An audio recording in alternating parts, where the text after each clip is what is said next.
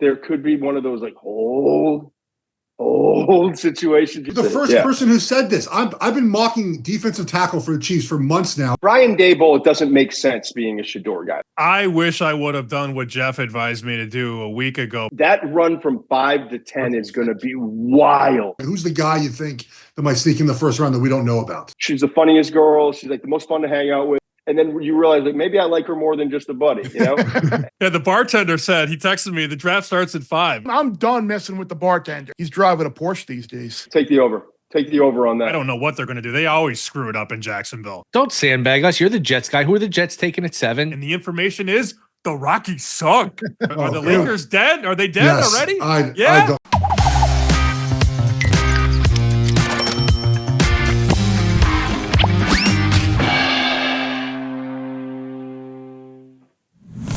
What's going on, everyone? Bear Bets Podcast is back, and it's certainly one of the more favorite times of the year for me. The NFL draft, growing up on Long Island, being a Jets fan, being one of those idiots who would always be at home for the most part, booing the Jets draft because they always kind of find a way to screw it up.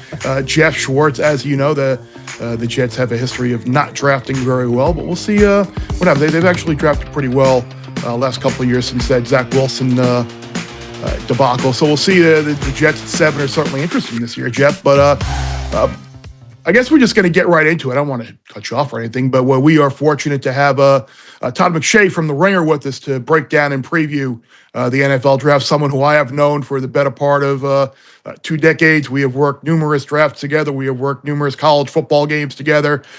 So we go way back. So we're just kicking around some stuff beforehand. Like I think one of my favorite memories was that Chicago draft in 2015 where we started out on Thursday inside. We went outside and the rain was coming down sideways. And then Saturday was Kentucky Derby Day. So, like, I'm firing on the Derby and, like, you're walking up. Time to just get up, stretch your break. You're walking over. What's going on in the races? So that 2015 Chicago draft was an all-timer. So the Ringer came to me right there. And they're like, we can go to Green Bay.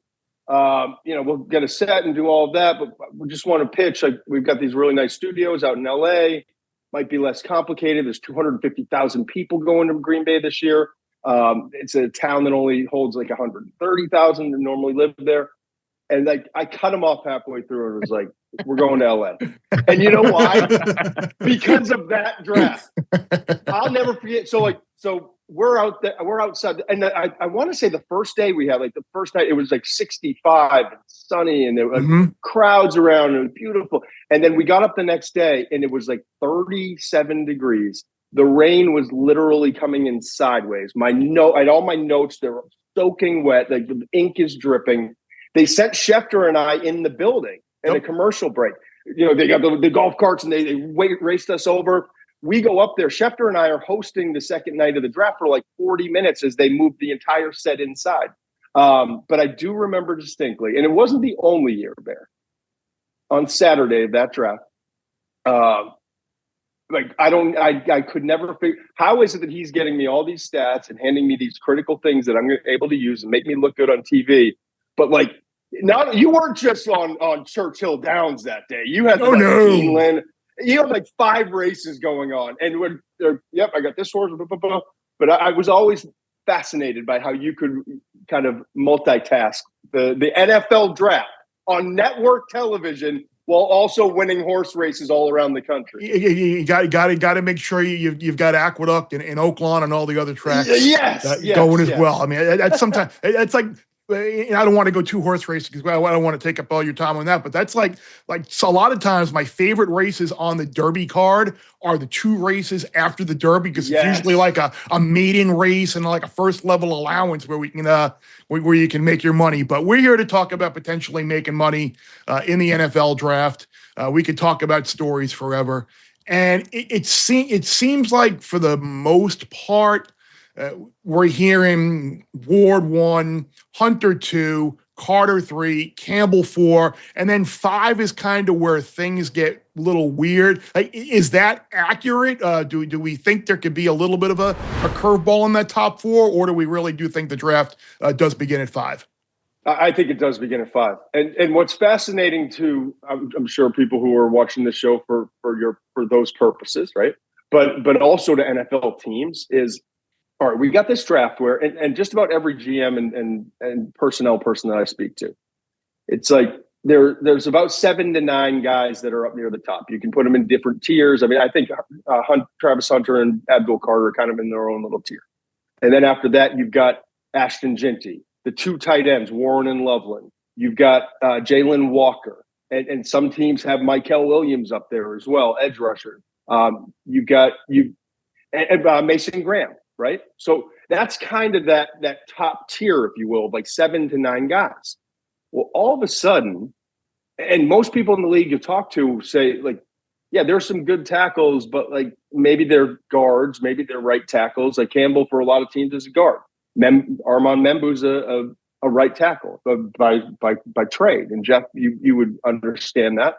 But these tackles might have been like the 5th or 6th tackle last year.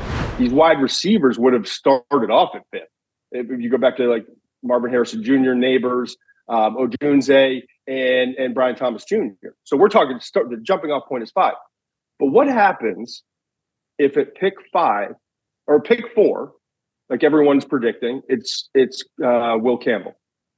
So not one of those top 9 players. Then at pick 5, if you brought in Liam Cohen, you got a quarterback who's struggling, trying to fix Trevor Lawrence. Trevor Lawrence, and you'll remember this, Bear, 2018, 2019. Remember those years he had at Clemson, like barely ever lost. Yep. He had 2 receivers, Justin Ross, T. Higgins, 6'4" receivers, 4,000 receiving yards, 42 receiving touchdowns. Well, who fits that mold if we're trying to fix Trevor? I'm not in agreement with the pick, but there's a lot of smoke that Teteroa McMillan, the wide receiver from Arizona, also 6'4", big catch radius for a quarterback who's not been pinpoint accurate, could be the pick at 5. So now we got an offensive tackle that doesn't belong in that top 9. Now we've got a wide receiver, doesn't belong in the top 9. And then we get to 6 and everyone's mocked because it was Mason Graham to Jacksonville for months. And who knows, maybe it still will, but like I'm getting strong indicators. It's not Mason Graham at 5 to Jacksonville, and it's not Ashton Ginty 6 to Las Vegas. And so now, and if that's offensive tackle Membu or one of the edge rushers, now you're bumping all these really good players down. Now all of a sudden you get to pick 7 with the Jets, right? And Tyler Warren's in play there from what I understand. But there's also, Aaron Glenn, just like Liam Cohen in Jacksonville. Aaron Glenn's coming in, defensive coach. Let's get a lead on that side of the ball. Let's get a difference maker. Maybe it's another edge rusher. Maybe it's Mason Graham sitting there. They didn't expect him to be there. Maybe it's Jahdae Barron's a name I've heard been kicked around. So then you get down to number 8, and the edge rusher could be there that they wanted, or Jalen Walker could be gone. It could be Mykel Williams.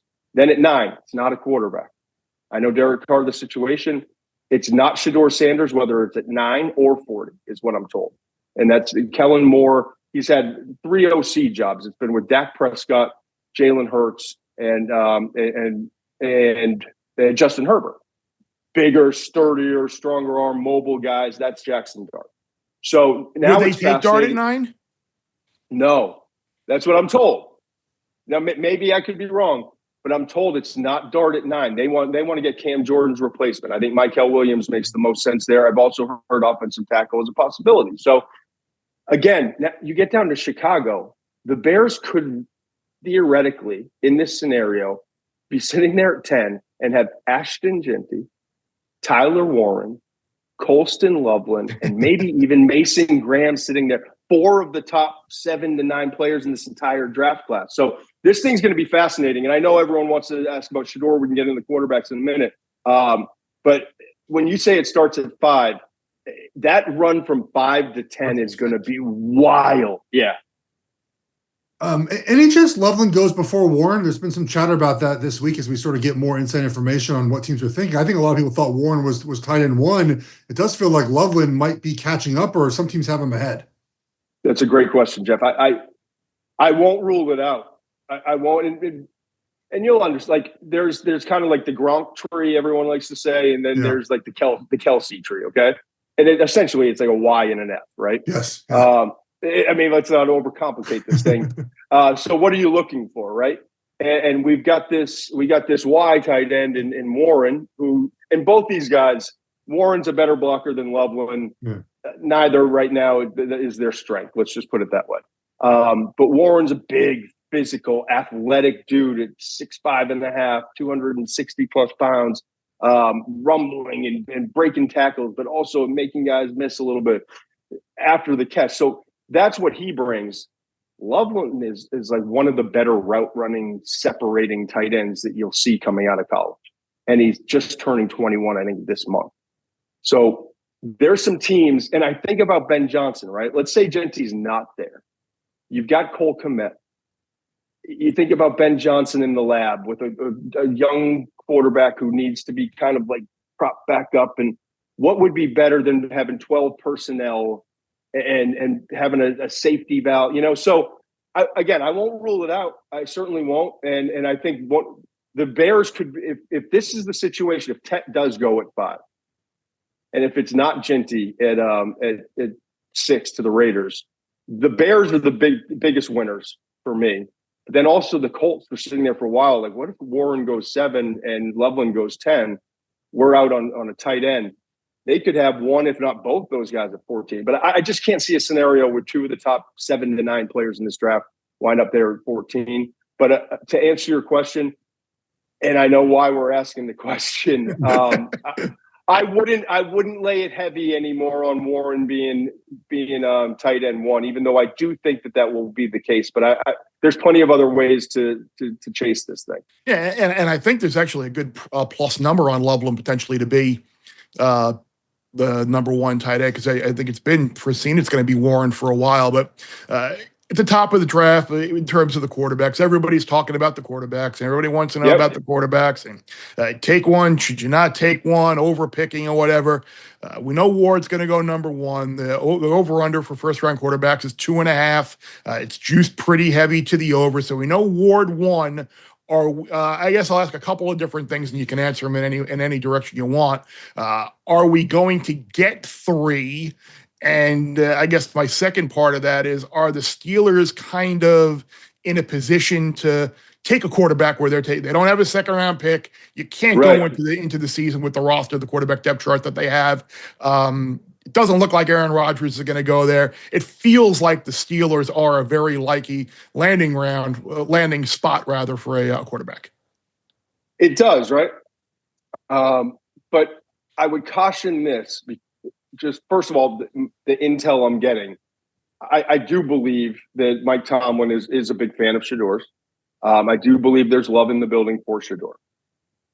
My most recent information is that, like, we all assume 21's the floor. It's a hard floor, right? Shedor, if he's going to get past 9, I think finally for 2 weeks I've been saying he's not going 9 to New Orleans. You and I have been texting. He's not going 9 to New Orleans. He's not going 40 to. Okay.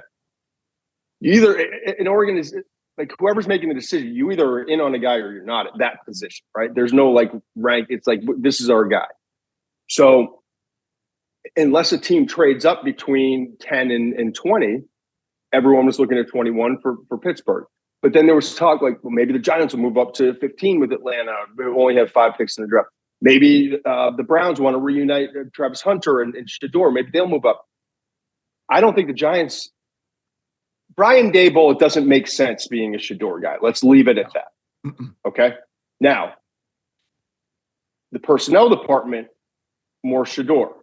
Coaching staff, more Jackson Dart and maybe other quarterbacks. Okay. So how does that tiebreaker, is that ownership coming in because it has to? I've been told the Mara family is staying out of this for now. That doesn't mean for you added a for now. For now. But sometimes you have to get involved when there's 2 parties that are kind of tugging at it. So that's going to be fascinating. But at the end of the day, I think 21 is the next spot that is reasonable. But the floor is softer than I thought. Even when I got on the plane Sunday morning versus a couple calls after I got off the plane Sunday night when I landed in LA, the floor is a lot softer than I thought. And so if he doesn't go 21, and don't be surprised if Pittsburgh tries to dangle it and get it a team like the Giants or the Browns or another team that was unexpected to move up because they do not have the second round pick, as you said. I don't know, man. We've said all along, this is not a great quarterback class. You got late first round, early second round grades on these guys. And everyone said, well, the Giants, they grabbed the Mara plane. They went to they flew to Boulder and then to Tuscaloosa and then to Louisville. That was for the second tier. It was for the second wave of quarterbacks. And so I just think that there could be one of those like old situations, like, so we'll see. But I said it the other day and I stick with it. Like I'd be much more inclined to say one quarterback in the first round right now than I would be three. But what scares me is we get down to picks like 29, 30, 31, 32. And you're like, all right, we only have to move up 5 spots. It's going to cost us like a 4th round pick.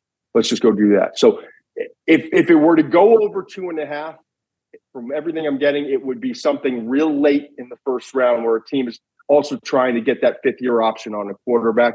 But right now, I don't feel good about saying it's going to go over 2.5 at all. I'm going to have to buy back. I laid a little heavy juice there at over 2.5 a couple weeks back. Bear, I'm going to found you a wager to make. I think it's hard to make wagers now, but Todd, under 6.5 offensive linemen, if you do the math in your head to get to 7, so I think we have 5 for sure, right? Campbell, Membo, Banks, Connerly, Zabel. Simmons, I think, is a 50-50, right? And then let's try Campbell, Membo, okay. Banks, yep, 13, I think, for Banks, Miami. Connerly. I hope. I like Connerly a lot. Okay. So let's table him for a second. Okay, so that's 3.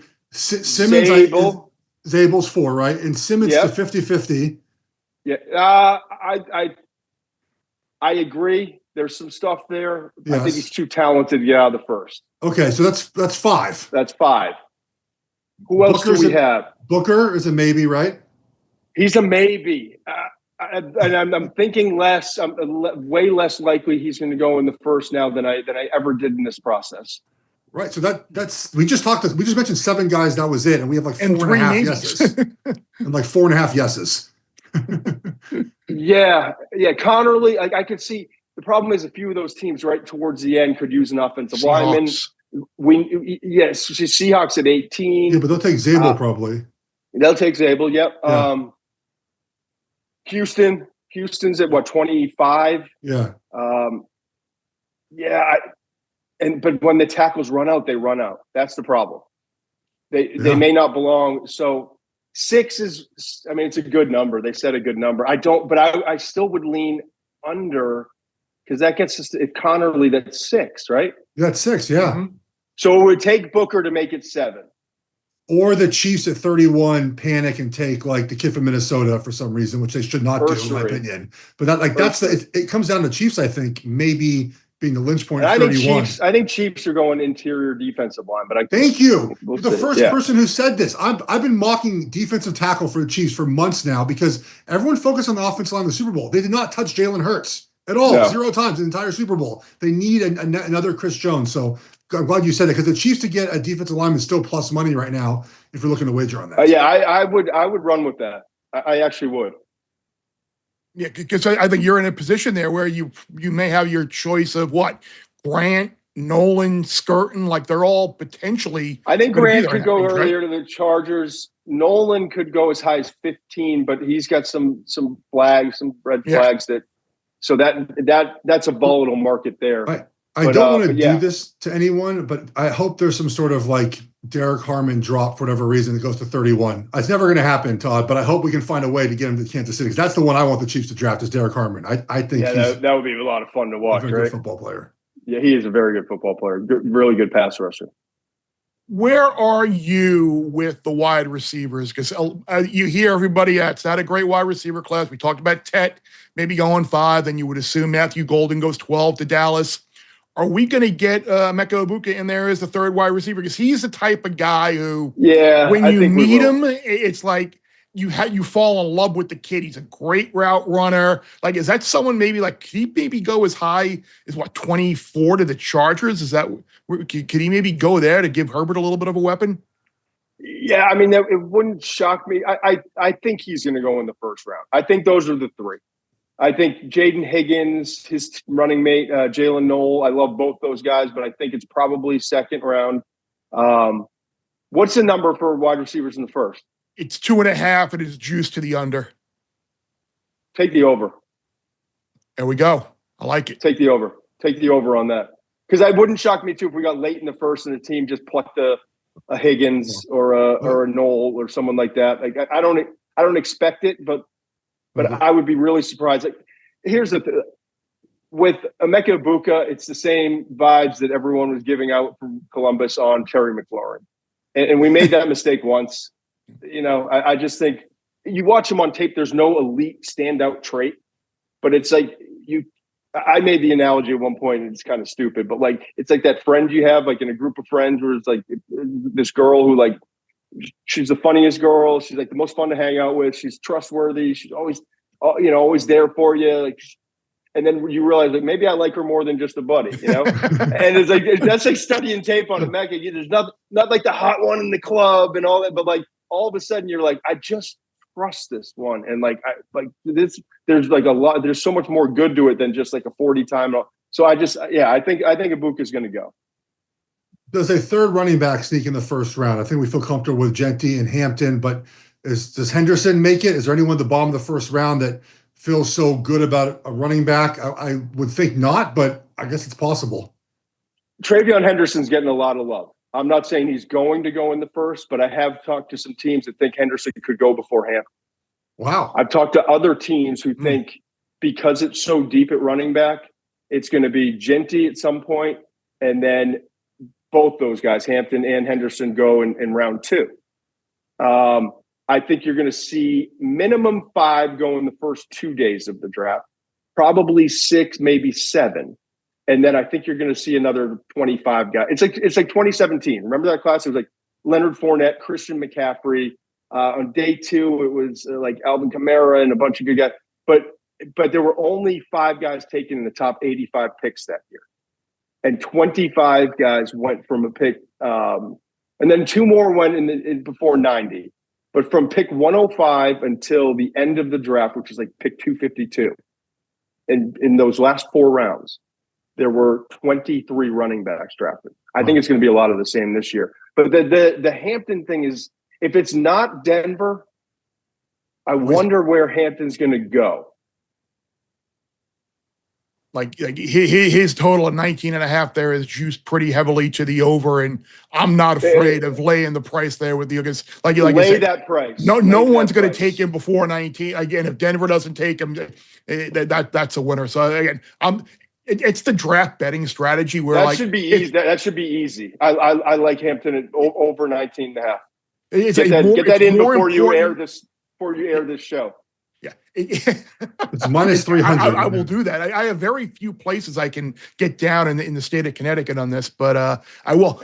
One of the things I wanted to ask you, because you see it on social media a lot these days, is like, how do you balance between being the draft analyst, the information you get, the relationships you have with, like, there are people out there who are just like, oh, why would he give us real info? Like this morning, for example, Peter Schrager's report about the Giants and the Browns are entertaining picks on teams that want to trade up, and people are like, yeah, of course they are. No one's going to want to trade up to 2 or 3. Like, how do you balance all that? Like with the information that, hey, you can't say it, but, and then like the other information you get to kind of do your job, I guess is the best way to put it.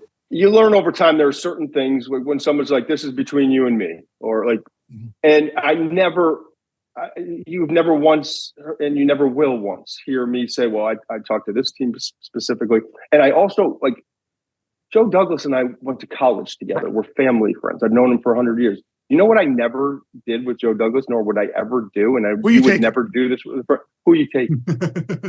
We just talk. I know, because I asked you. you know, like, we just talk ball, and it's the same with everybody else in the league. And people are just curious, and we're kind of setting our board and looking. And like a lot of the conversations are just talking players and like what you saw, and then a lot of the conversations like this in this 2-week span leading up are. And I've said this before. My information oftentimes doesn't come from the answer I'm getting when I'm talking to people. It comes from the questions they're asking me.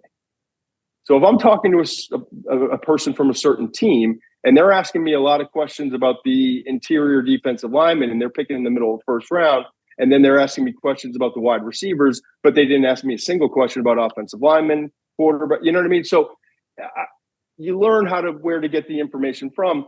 And plus the fact that when it comes to having these conversations, like this is fun for me because I'm trying to put the board together and getting all this information. And I'm like, I love doing this, talking about it. But at the end of the day, it just takes one team.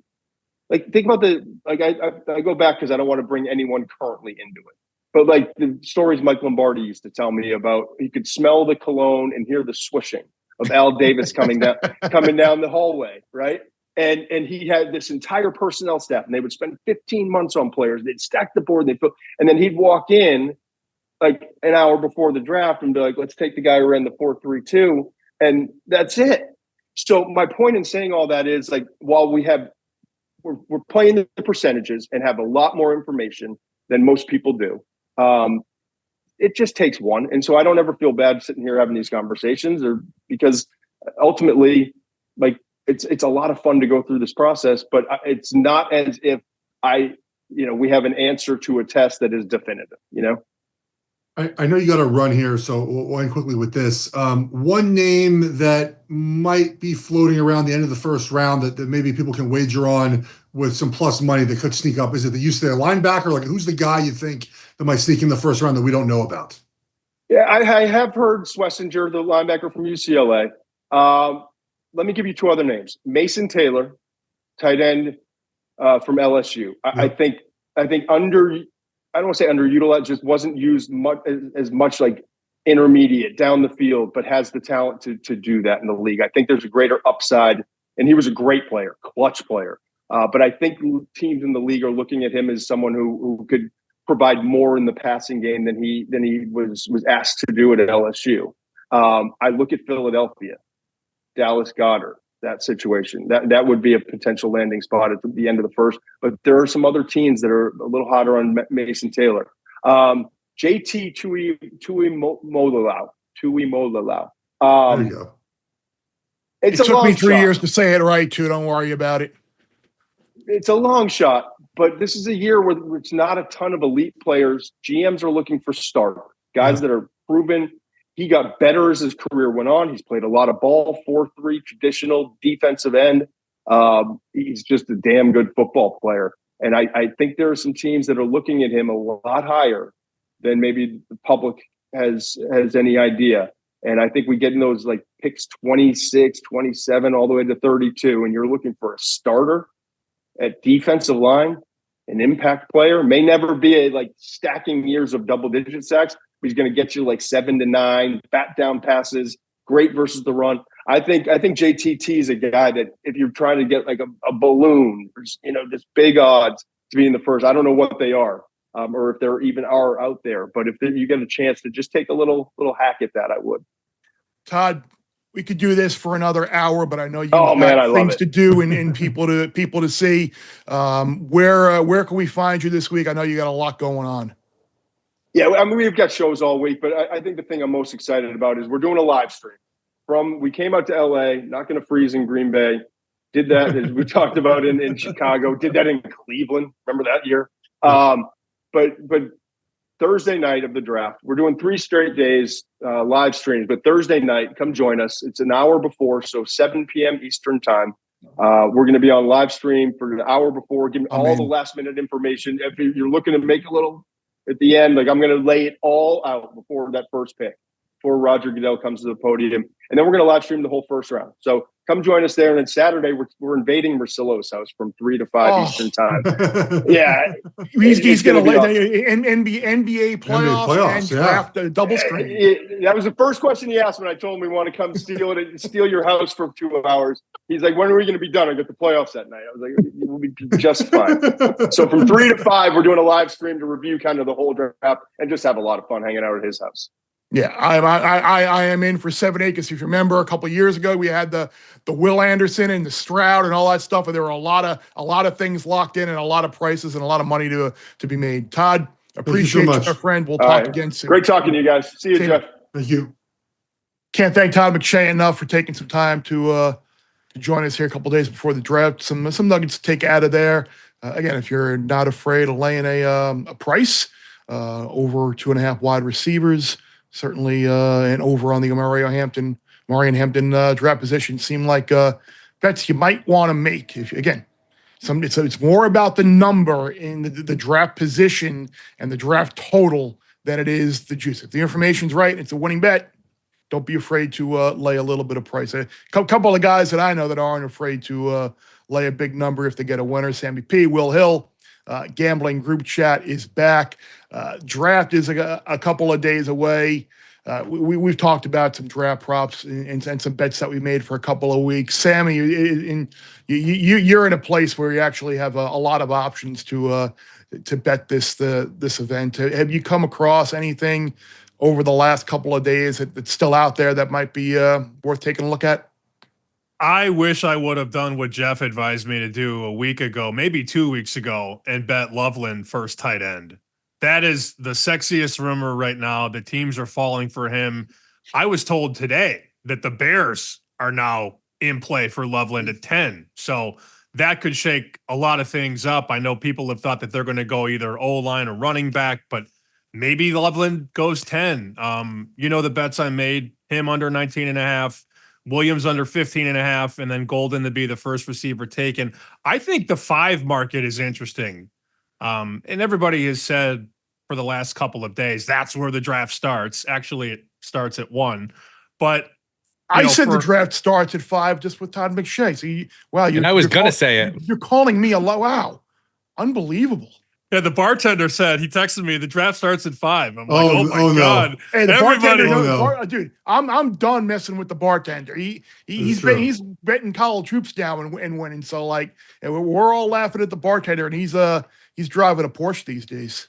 We heard Mason Graham forever, and now it's not Mason Graham. Right. The juice has gone from under 5.5 minus 155 to over 5.5 minus 215. So I don't remember a guy being so locked into a pick and then not locked into a pick. Is Genty really going to go 5th? No. I look, here's my overriding Genty take. I'm curious if you guys agree with me or not. So if you look at the teams that might draft him early on, it's young first-time general managers, right? Jacksonville, the Raiders. Is their first pick going to be a running back that they've ever made in their life? Are they going to do offensive line, wide receiver? I'm not saying that Genty is not a great pick. I think best player available, right? You look at that all the time. He's probably graded higher than whoever Jacksonville's going to pick at 5 and the Raiders are going to pick at 6.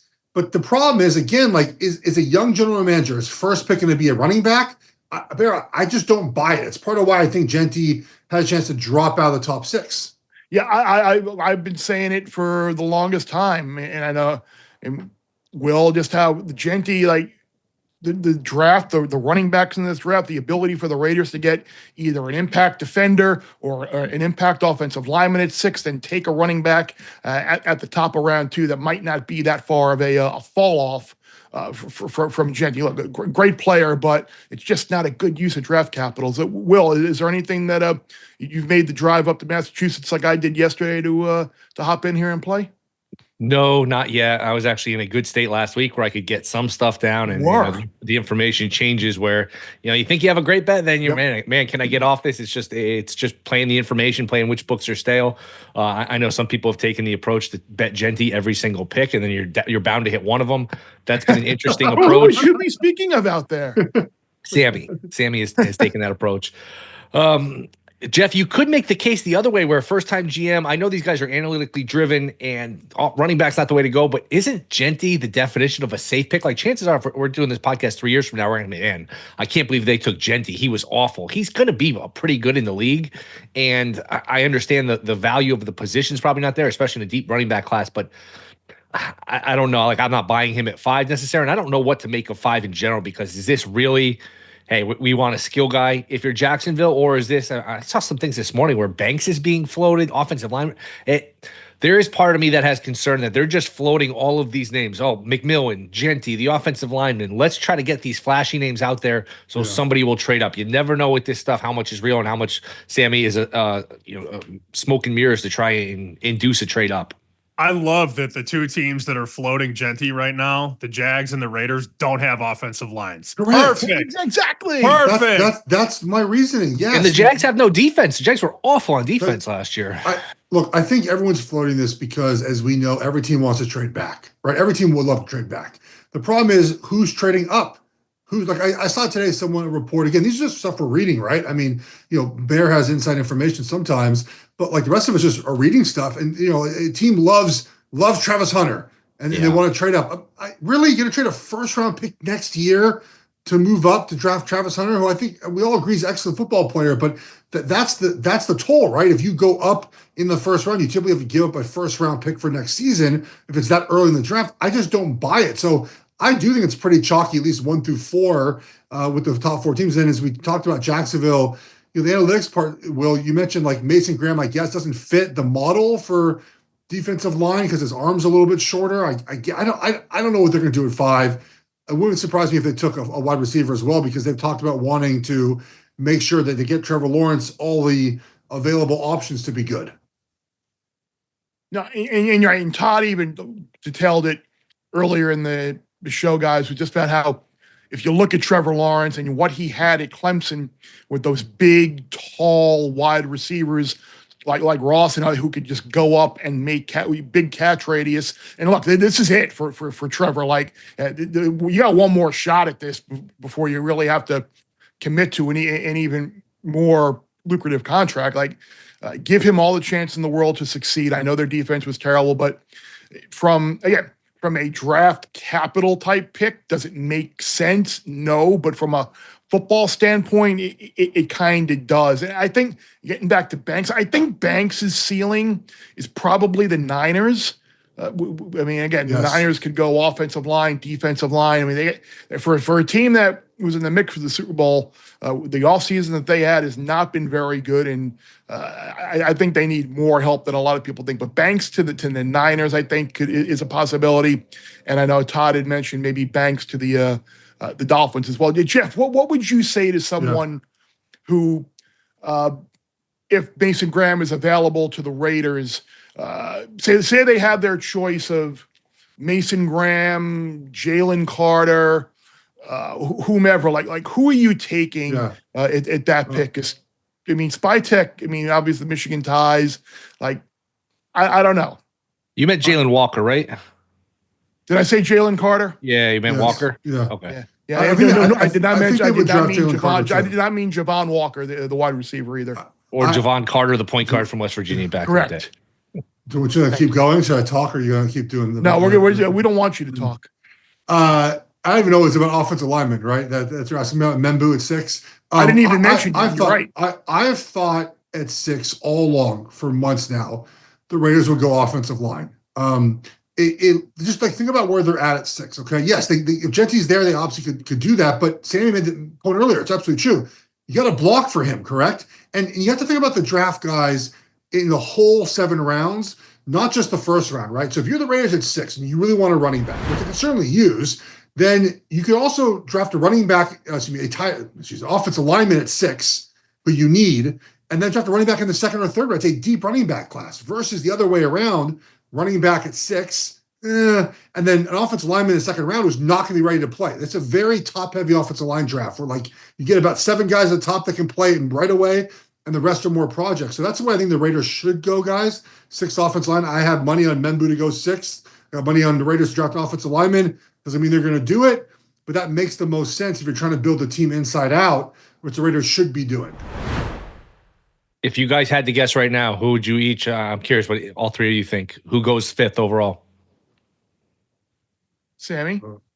I'd go Graham. That's who I would take. You think he's going to go 5th?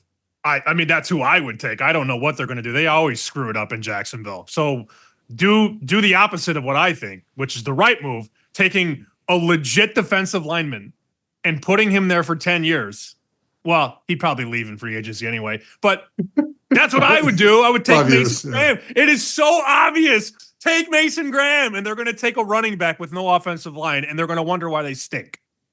I mocked Jalen Walker in my Interesting.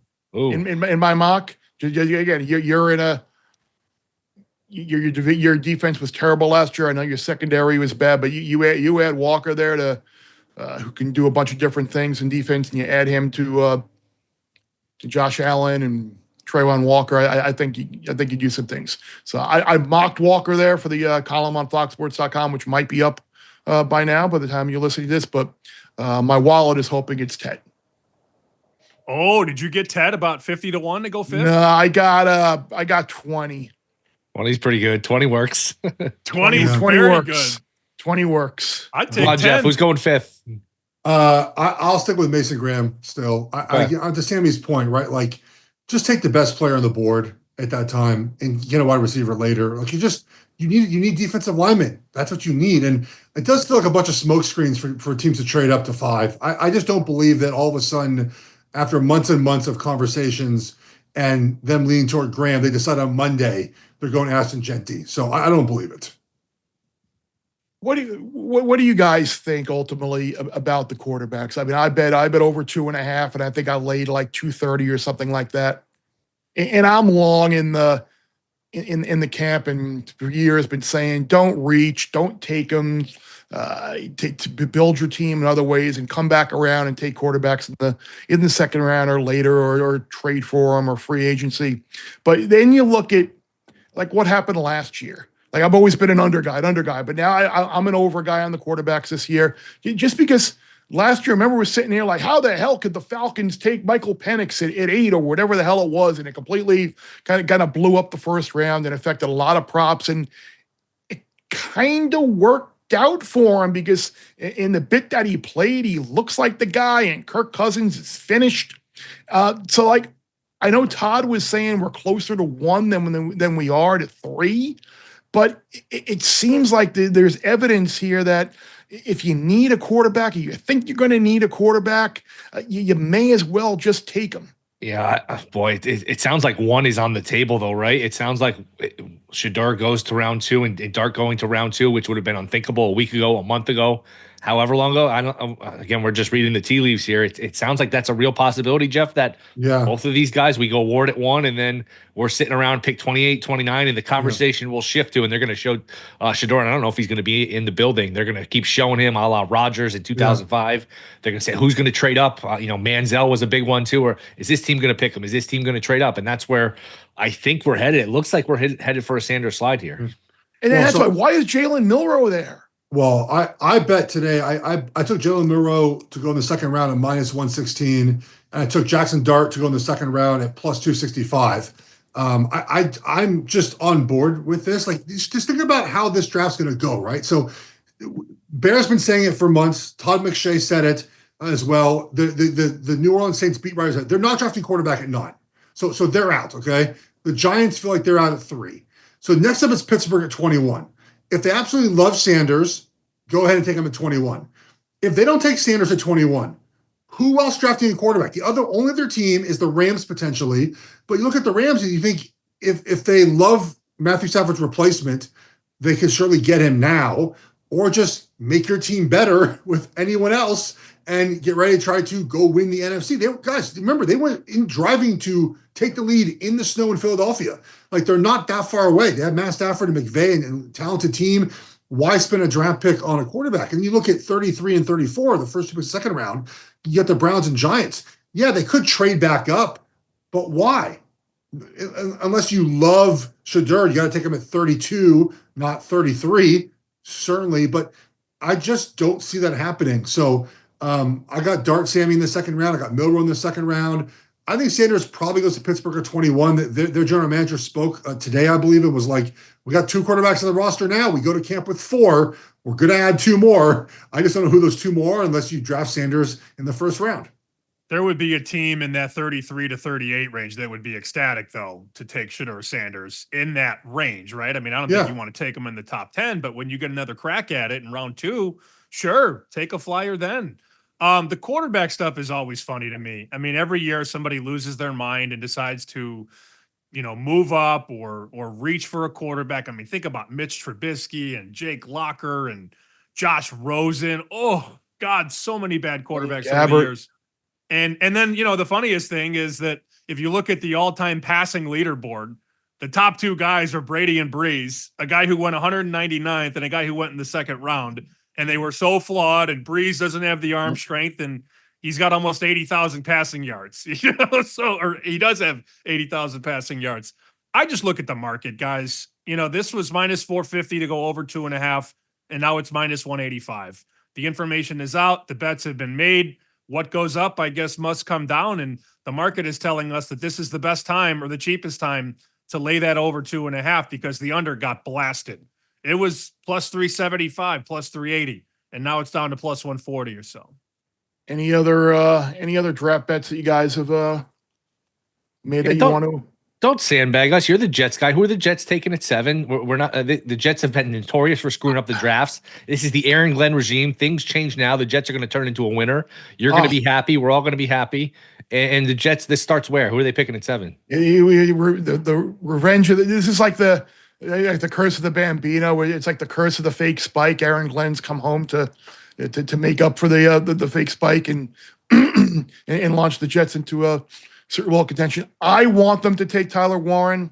I think offensively they need a weapon to do that. So that's who I want them to take. Would I be disappointed if they took a defensive back? No. I would be disappointed if they took Membo. I don't think like that's not going. Look, you're not drafting players to excite your fan base and who you're taking, but they have used a lot of draft capital in recent years on offensive linemen, and they've got nothing to show for it in terms of wins. They need they need players. They need difference makers, impact players at the receiver position, the tight end position, or on defense. I hope they take Warren, but what's your best guess? What's your best guess right now? I don't know. It seems like the Aaron Glenn influence may win out here, and they'll probably they may go defense, and if they do, that's okay. Any baseball thoughts? Yeah, I don't know what the number is going to be in a month, but I know that we talked about Rocky's worst record a couple weeks ago. I know, Bear, you gave it out last week at minus 150. Now it's minus 180. This could be minus 300 by May 15th. Yep. I still think this is like a one-way draft prop where the information comes out and the information is the Rockies suck. That's the information. And it's still going to go, and nobody's going to bet. Who else are you going to bet? 4-20? What are they, 4-20, something like that already? 4-17 as of this taping. And wait till they start getting into the division. When they start playing, all these teams in the NL West that are all really solid. Could be a long year in Colorado, man.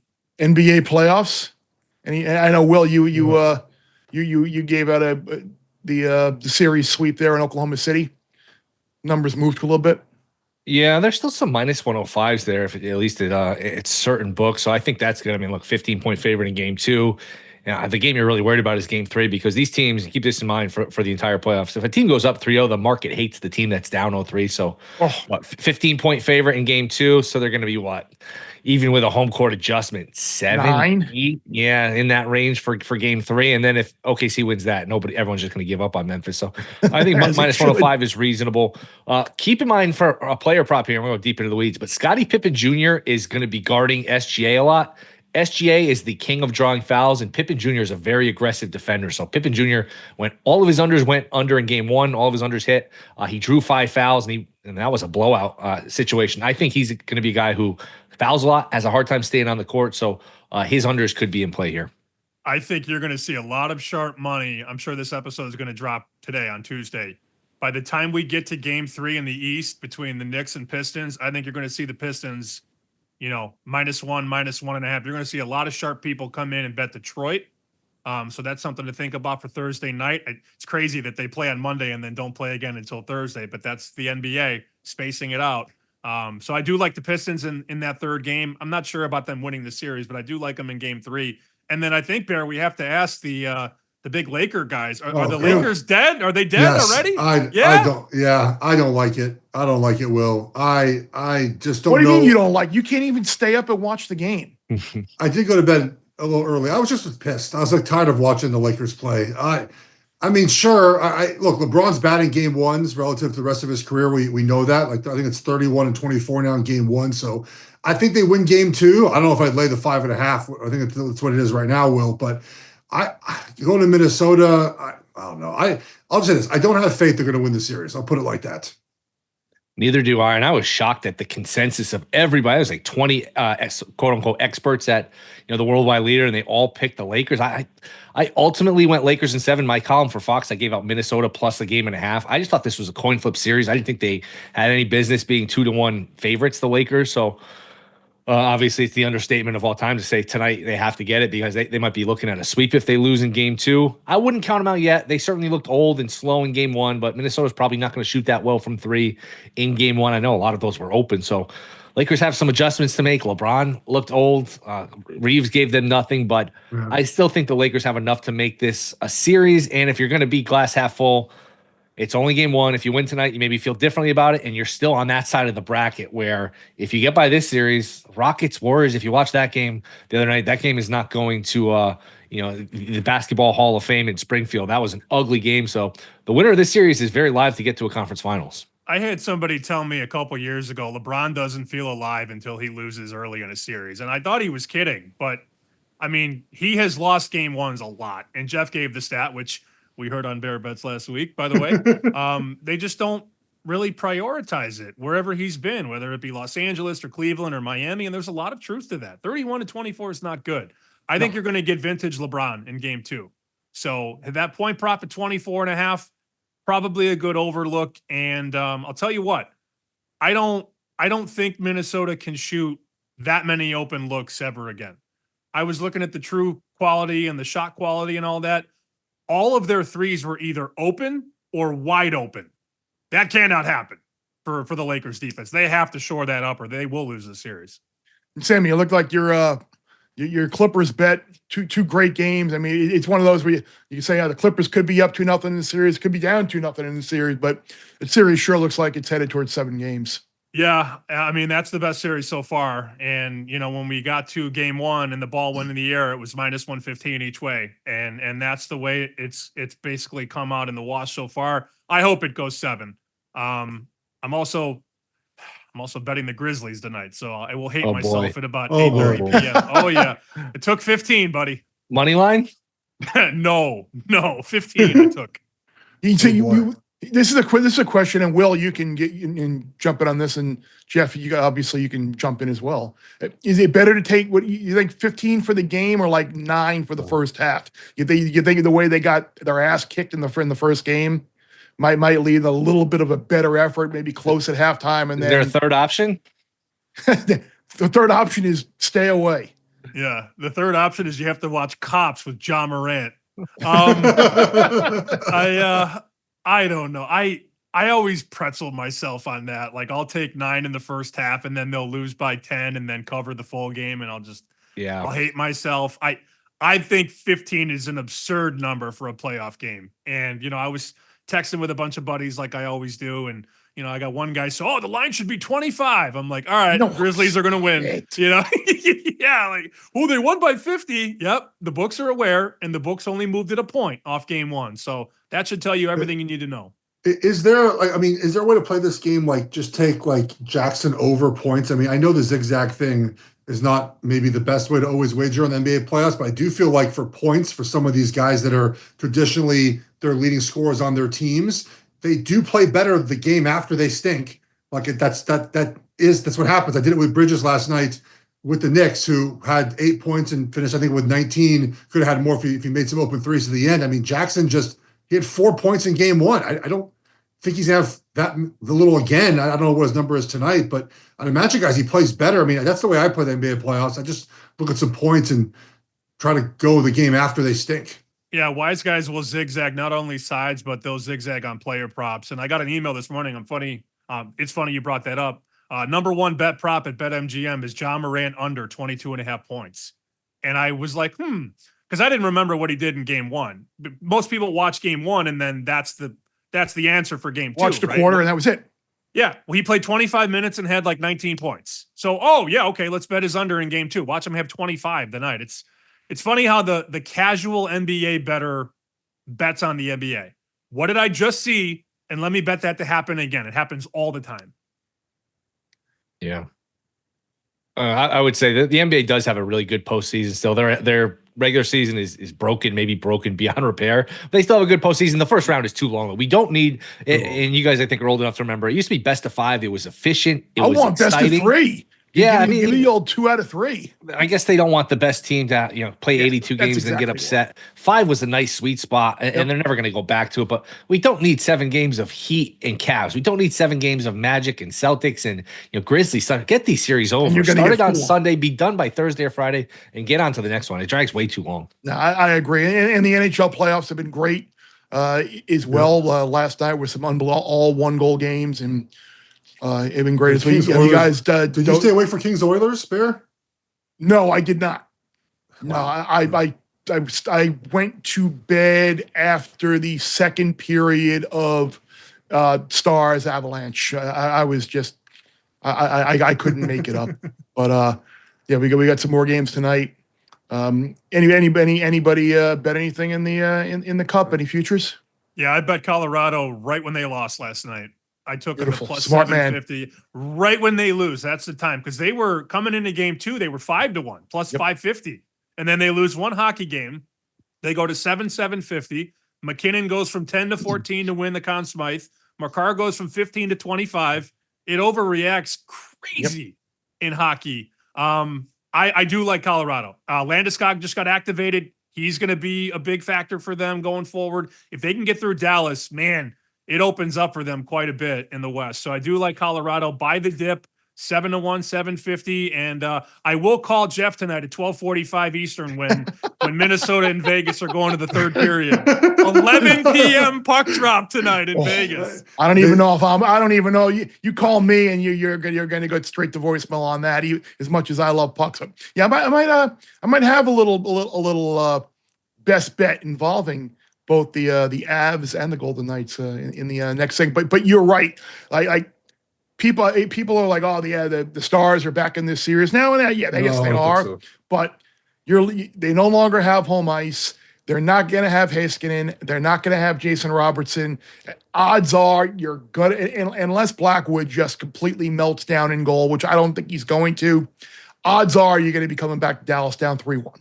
And I don't see it all. I like your strategy there with Colorado.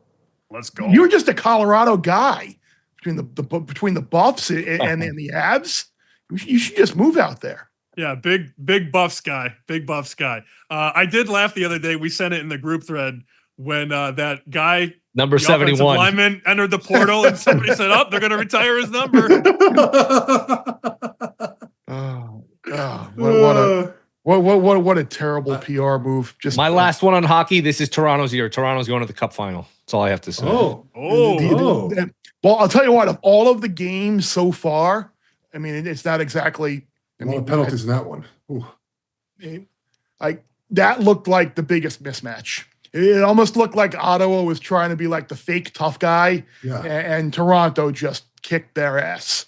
And it almost looked like the stage was a little bit too big for Ottawa. So yeah, would not surprise me to see the Leafs actually get out of the first round, which would be I know, Will, you have a real soft spot for those Canadian teams and getting to the and finally winning the Cup for the first time since the Habs in '93. So. Yeah, I know our buddy Todd Wright, who's he's been on some of the different shows that we listen to, has been a proponent that these teams fall short. He's mentioned that a lot. I sent this to you. I don't know, it was in the group chat or you specifically, Bear. Josh Morrissey's now 250 to 1 for the Conn Smythe. Is he in play? He's on the Jets. I know that that's a team that a lot of people think is underrated. It's 250 to 1. Is there a path there? Is that just I don't know. I think that's going to be kind of tough, especially. Sounds like a no. I think it's going to be kind of tough with the start that Scheifele and Connor have had in this series, and you have obviously Hellebuck too, who was good last night. But that feels like it's going to be one of those. If the Jets do get there it feels like it's going to be. But yeah, 250 to 1. Shit, why not? Well, Bear's cussing on the podcast. I like it. Yeah, I feel like having a little potty mouth today. Okay, do I have this right? Last thing on hockey quickly. I don't know. So players get drafted and then just go right to play in the postseason? Yes. Like that seems kind of wild, right? So you get drafted out of college and then you just go right to the postseason. I mean, that the only sport that does that, right? There's nothing even close to that. I mean, baseball, sometimes they get brought up in August or September, very rare, right, when that happens. But you get like 2 or 3 months in the minor leagues. These guys go right from like getting drafted from Boston and just show up on NHL ice for a playoff game and get shifts. Like they go and play. It's not like they're back. It's crazy to me. Cooper Flag in the NBA playoffs this year. Yeah, that would be a little weird. Not that he'd go to a team that made the playoffs, but yeah, it's definitely strange. By the way, I told you, Miami. I told you. They're doing. My man Jay Lucas is doing work in the portal, and it's the signing classes still out there. It's still out there at 75 to 1 to win the title next year. Did you guys see Baylor doesn't have a single player on the active roster right now? It's ridiculous. Not one player on scholarship right now. So it's so bad. It's kind of an embarrassment what's going on right now, but. Hey. That's another conversation for another time and place that we probably don't have as much time for now. But Derby's coming up next week. Fired up for that. We're going to have Mike Joyce from FanDuel TV to kick around the Derby with us next week, which should be fun. Journalism probably will be your morning line favorite, and I'm always excited to talk Derby, bet the Derby, and different ways to go about doing it, from the beginner's method of just kind of pick a horse, win, play, show, to the exacta key. The exacta box is usually the people who like you don't hear from for like 10 months, and then it's like, hey Bear, what's going on? Who do you like in the Derby? So I have like the formatted text all ready to go. Like I would bet a 4-horse exacta box with blah blah blah blah. And I have a way to go. Get a little bit. I have $50 to bet the Derby. Yeah, I bet a 4-horse exacta box. It'll cost you $48 or whatever. So it's kind of like my beginner novice bet if they want a little bit of a Derby action. So when I text you, Bear, on Saturday of the Derby, you don't send me a personalized text message back. You just send me a copy of what you send everyone else. Yes. Okay. Yes. Cool. I know Sammy sends me a personalized one back when I ask him who to bet on. Who does that to you, Bear? Is that the Fox Big Noon kickoff guy? Is that Urban Meyer, Liner? Is that those guys? Who is that? We want names. Actually, no, I don't think none of those guys. It's me. Actually, the only one who will be asking for like Ingram. Ingram will fire a horse bet, but yeah, the other guys not so much.